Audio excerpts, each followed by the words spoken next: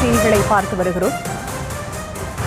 நேற்றைய தினம் தஞ்சையில் எதிர்க்கட்சித் தலைவர் உதயநிதி ஸ்டாலின் இரட்டை அர்த்தத்தில் தாவேக தலைவரும் முதலமைச்சருமான விஜயை நோக்கி பேசியிருந்தார். இந்த நிலையில் அது பல்வேறு எதிர்வினைகளை உருவாக்கி இருக்கிறது. இந்த நிலையில் தாவேக தரப்பிலிருந்து அமைச்சர்கள், எம்எல்ஏக்கள் ஆர்ப்பாட்டத்தில் ஈடுபட வேண்டும் என தாவேக தலைமை அறிவுறுத்தி இருக்கிறது.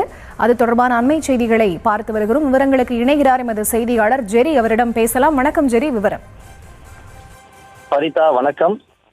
தஞ்சாவூரில் நடைபெற்ற காவிரி நீர் விவகார போராட்டத்தின் போது எதிர்க்கட்சித் தலைவர் உதயநிதி ஸ்டாலின் இரட்டை அர்த்தத்தில் பேசிய விவகாரம் தொடர்பாக தாவேக சார்பில் தேசிய மகளிர் ஆணையத்தில் புகார் கொடுக்கப்பட்டிருக்கிறது. தமிழகத்துல தற்போதைய அரசியல் சூழல்ல திமுக சட்டமன்ற எதிர்க்கட்சி தலைவர்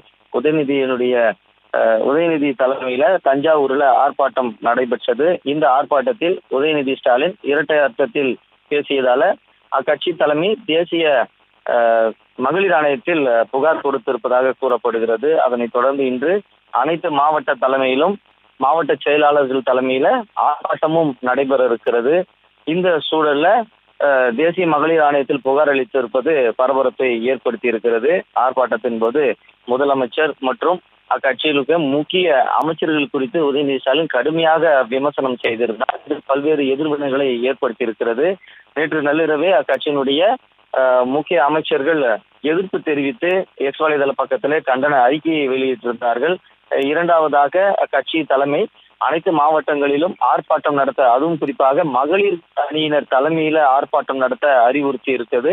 அதன் தொடர்ச்சியாகத்தான் தமிழக வெற்றி கழகத்தினர் தற்பொழுது தேசிய மகளிர் ஆணையத்துல உதயநிதியை எதிர்த்து புகாரை தெரிவித்திருக்கிறார்கள். பல்வேறு தரப்பிலிருந்து பல்வேறு நிர்வாகிகள் தேசிய மகளிர் ஆணையத்துல உதயநிதியை எதிர்த்து ஆன்லைன் மூலமாகவும் புகார் தெரிவித்து வருவதாகவும் தகவல் தெரிவிக்கின்றனர். பரிதா, நன்றி ஜெரி, விவரங்களுக்கு நன்றி.